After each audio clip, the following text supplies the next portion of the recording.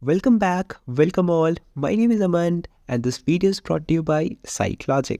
The agenda of this video is non-probability sampling.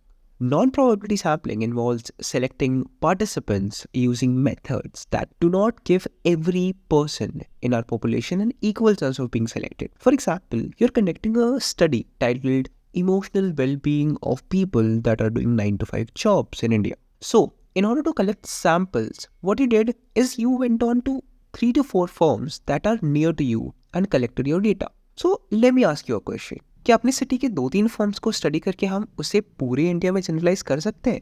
No, because the topic we had chosen talks about the whole country, but here I chose to go with only a handful of people. So this is one problem with this type of sampling method, that the volunteers might differ from non-volunteers on certain variables, which can make it difficult to generalize the results to the entire population. So here, we're going to talk about all the sampling methods that comes under non-probability sampling. We have already had a discussion on all the types of sampling method that comes under probability sampling. You can click on the I button above and check out that video as well. So the first is convenience sampling. Convenience sampling involves selecting participants for a study based on what is most convenient, like people who are easily accessible and have the time.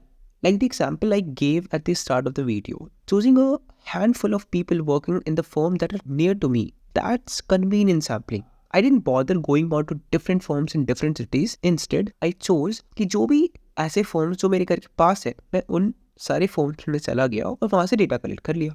इसका एक और अच्छा practical example हो सकता है कि suppose मैं एक रिसर्च कर रहा हूँ, तो एक हॉस्पिटल में जाकर मैंने ये अनाउंस कर दिया कि मैं स्किज़ोफ्रेनिया के पेशेंट्स पे रिसर्च कर रहा हूँ. जो भी वॉलंटियर करना चाहता है वो आगे आ सकता है. ये फिर मैंने साइकियाट्रिस्ट को बोला कि आपको जो लगता है कि इस स्टडी के लिए सूटेबल हो आप सजेस्ट कर सकते हो. तो हमने क्या किया, हमने उन्हें चांस दिया वॉलंटियर करने का. Quick tip, you can join our Telegram and WhatsApp channels to stay updated with various government notifications, practice questions, current affair updates, and all the other information in the world of psychology. Now, further moving on with purposive sampling. Purposive sampling involves seeking out individuals who meet certain criteria. For example, a researcher might be interested in learning how college graduates between age of 20 and 35 feel about a topic. जैसे कि random sampling में हमने पिछले video में देखा कि हमने randomly कुछ लोगों को सेलेक्ट कर लिया, लेकिन यहाँ पर ऐसा नहीं है. पर्पसिव सैम्पलिंग में हम जानबूझकर कुछ ऐसे इंडिविजुअल को चूज करते हैं जो सिर्फ हमारे रिसर्च क्वेश्चन को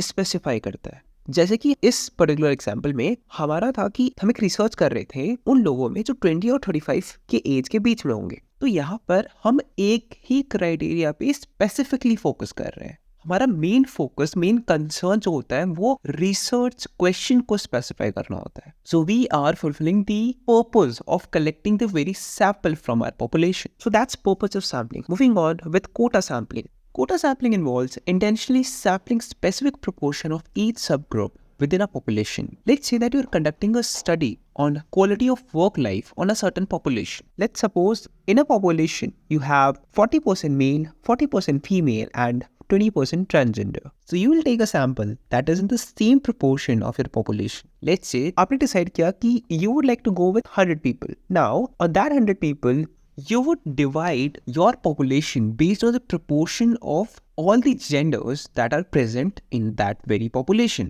40 male, 40 female and 20 transgender. So you decided to pick out samples from that very subgroup based on your convenience to meet the specified number of people in each category. अब जिन्होंने भी sampling method की first video देखी होगी उनको ऐसा लग रहा होगा कि स्ट्रेटिफाइड रैंडम सैम्पलिंग और कोटा सैम्पलिंग में कुछ खास डिफरेंस नहीं है. सबसे पहले मैं ये क्लियर कर देना चाहता हूँ कि कोटा और स्ट्रैटा ये दोनों वर्ड्स में कोई भी डिफरेंस नहीं है, बट कोटा सैम्पलिंग और स्ट्रेटिफाइड रैंडम सैम्पलिंग ये दोनों अलग अलग है. Quota sampling is a part of non probability sampling, whereas stratified sampling is a part of probability sampling. Stratified random sampling में लोगों के सेलेक्ट होने के चांसेस इक्वल होते हैं. कोटा सैम्पलिंग में ऐसा नहीं होता है. क्यों? Because in quota sampling, we are picking up samples from our subgroups based on our convenience. Whereas in stratified random sampling, we use a random sampling method to select participants independently from each stream. So let's take the very same example. If your total sample size is 100, for example, in stratified random sampling,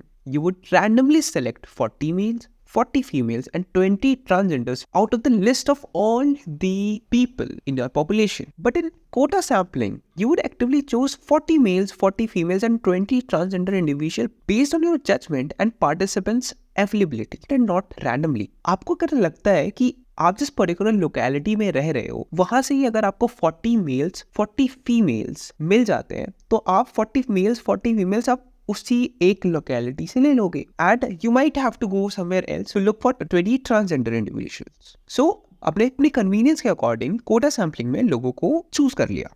So both techniques aim to address subgroups representation but differ in their reliance on randomness, and quota sampling is potential for bias. Choosing the right method depends on the research goals, resources and acceptable level of accuracy. The next is snowball sampling. Snowball sampling is also known as chain referral sampling. This type of sampling method is used when the population is hard to reach or hidden. This sampling technique is also called snowball because the sample groups grow like rolling snowball. आपने अगर snowball देखा है तो अगर उसे ऊपर से role किया जाए तो वो बाकी snowball particles को भी कलेक्ट करते करते बड़ा होता जाता है. That's how snowball sampling works. Example, हम किसी sensitive topic पे डील कर रहे हैं जैसे कि prostitutes. तो हम एक किसी prostitute से डेटा कलेक्ट करेंगे और उन्हें कहेंगे कि हमें किसी और को भी रेफर करे.